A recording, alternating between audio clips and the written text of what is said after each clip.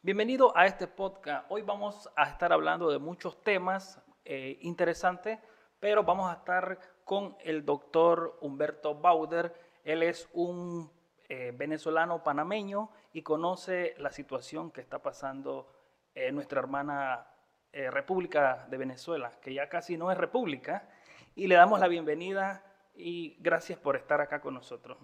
Muchísimas gracias a ustedes por invitarme y un saludo a toda la audiencia.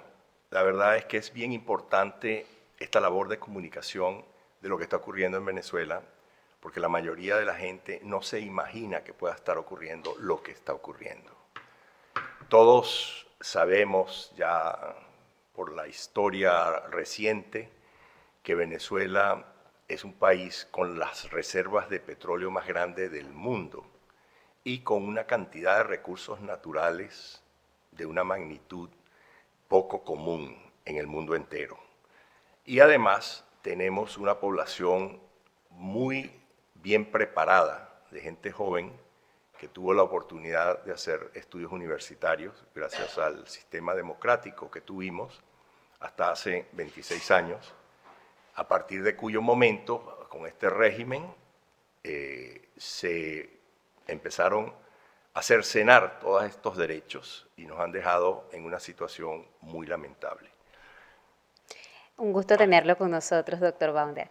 Mire, específicamente vamos a hablar de un informe de Amnistía Internacional, el cual, cuando uno lo lee, uno pensaría que estamos hablando de situaciones del pasado, del siglo pasado, de situaciones bien complejas, tristes, dolorosas. Pero estamos hablando específicamente de este informe en donde se habla de la detención injusta de más de 200 niños jóvenes, el cual se le violaron todos sus derechos, sus garantías, todo, completamente todo. Y quisiéramos que nos diera su punto de vista, o mejor dicho, las perspectivas por la cual usted no puede ampliar el panorama de la situación de Venezuela. Usted es panameño y venezolano. Así es. Entonces, debe ser algo que toca, porque además de su profesión, porque usted es abogado, dar su opinión o su perspectiva con respecto a esta situación. Sí, bueno, realmente es trágico, es una cosa impensable, como decía al principio, cosas que la gente no se imagina. Yo creo que Venezuela, desde la época de su fundación, con la guerra de la independencia y la guerra de la federación, tuvo siempre guerreros, guerreros que estuvieron dispuestos a dar su vida por lograr sus ideales y sus objetivos de libertad, de independencia. Y en esa época no se llamaban así, pero también de los derechos humanos. Ahora, lo que ha ocurrido en Venezuela con este perverso régimen ha sido una cosa atroz, que lo que más se le parece fue el holocausto realizado por Adolfo Hitler en la Segunda Guerra Mundial. Porque se ha perdido todo tipo de perspectiva, de valores, de sentimientos, o sea, de humanidad realmente. Porque nunca había escuchado yo de que sometieran a torturas a niños y a niñas. Esto es algo imperdonable. Y yo digo, ¿cómo es posible que el mundo de hoy en día, que no es lo mismo de la época de la independencia, donde los mensajes llegaban 3 semanas más tarde, si es que el mensajero lograba llegar, sino que hoy en día todo se conoce instantáneamente por las múltiples vías de comunicación que existen? ¿Cómo han permitido que siga ocurriendo lo que ocurre en Venezuela? Lamentablemente no puedo ni siquiera dar cifras actualizadas, pero esa cifra que tú acabas de mencionar, Cristal, corresponde más o menos con lo que yo conocía. Pero desde el 24 de julio del año pasado, con las elecciones que ganó Edmundo González Urrutia, el régimen se ha vuelto más opaco que nunca y se ha hecho cada vez más difícil poder obtener cifras que representen más o menos la verdad de lo que está ocurriendo en Venezuela.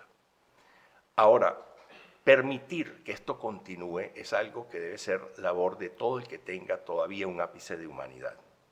Yo creo que es indescriptible el haber sometido a niños y niñas, y especialmente a niñas, por Dios, a torturas.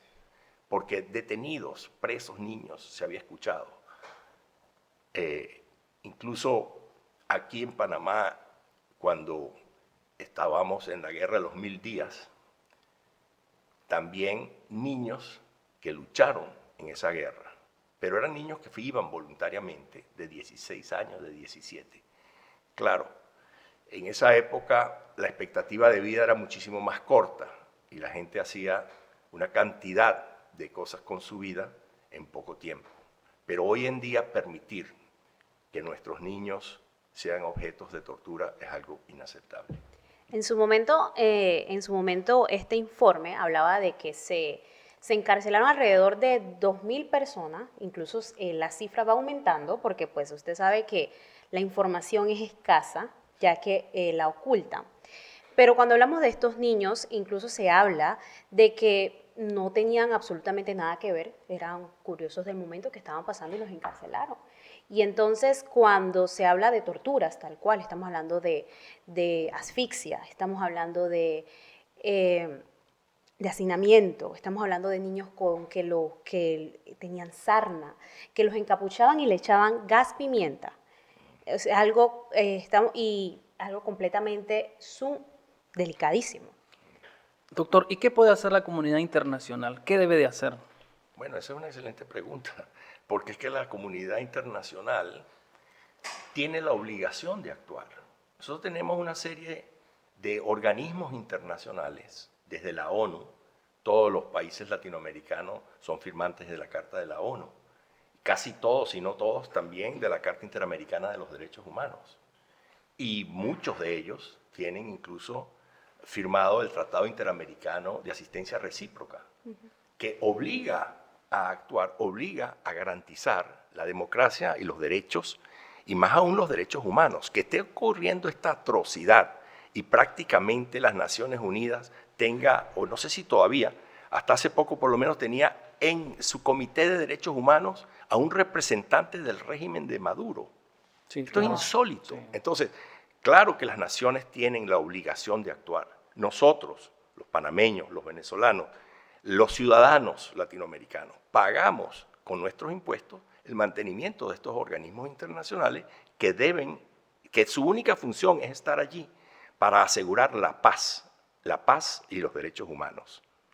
La detención de estos niños y adolescentes es considerado un crimen de lesa humanidad. Así es, me acaba de tocar otro tema interesantísimo, porque los crímenes de lesa humanidad no prescriben. Y evidentemente este régimen está cometiendo crímenes de lesa humanidad porque además son sistemáticos contra una parte de la población, que es la parte opositora, que hoy en día, curiosamente, no es una minoría, es una mayoría, porque eso quedó demostrado el año pasado en las elecciones. Incluso en los cuarteles militares, los centros de votación de allí también dieron más de un 70% a favor de un cambio de régimen, rechazando. Entonces sí, hay que actuar. Las consecuencias jurídicas internacionales, ¿cuáles serían? Bueno, como dije, el Estatuto de Roma establece penas de prisión para aquellos que estén incursos en delitos de lesa humanidad y de ser perseguidos. Existe un organismo internacional conocido hace muchos años, que es la Interpol, que es la encargada de apreender, capturar a esas personas que hayan sido objeto de una orden de detención o de captura por estos tribunales internacionales penales.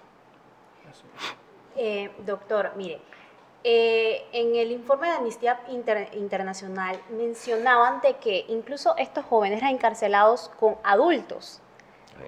Entonces, más que nada, yo le quería preguntar, ¿qué garantías mínimas se debe cumplir al momento de procesar a los menores de edad? Porque, ¿cómo es posible de que estaban todos juntos y revueltos? Sí. Bueno, esa es otra de las cosas que acabas de mencionar, de las atrocidades que están ocurriendo con los niños en Venezuela. porque no solamente es contrario a toda normativa de derechos humanos y de derecho penal internacional el que puedan aprender a niños y los pongan en una cárcel común con adultos. Eso nunca se había escuchado ni oído. Pero dentro de las torturas que tú bien mencionaste, también hay una insólita, que es que le han pegado electricidad a los niños y a las niñas. Esto realmente clama por una actuación de los países de esta comunidad esta comunidad internacional, que tienen obligaciones asumidas. No es que, no, yo no voy a actuar porque no quiero, no, es que estás obligado, tú firmaste un tratado. Los ciudadanos están pagando para mantener ese organismo internacional para que cumpla su objetivo. ¿Cómo se puede presionar? ¿Qué podemos hacer? La gente común, ¿qué pueden hacer? ¿Qué aporte puede dar? Déjame decirte, Israel, ya tú estás haciendo algo. El poder comunicar esto para que el mundo entero se entere de lo que está ocurriendo es un elemento importante. Nosotros podemos exigirle a nuestros representantes, a nuestros honorables diputados, que tomen medidas, porque ellos son los que están más cercanos al poder. No te voy a decir que tomemos la justicia en nuestras propias manos, pero desgraciadamente, si no hay una actuación bien dirigida, eso es lo que va a ocurrir. Ahí tenemos la flota norteamericana. Presionando. Esa presión, a mi juicio, y estoy seguro de ello, el interés mayor es que haya una fractura dentro de las Fuerzas Armadas venezolanas que respondan a su juramento, al juramento de cumplir y hacer cumplir la Constitución y las leyes y respetar la democracia, la independencia y los derechos humanos.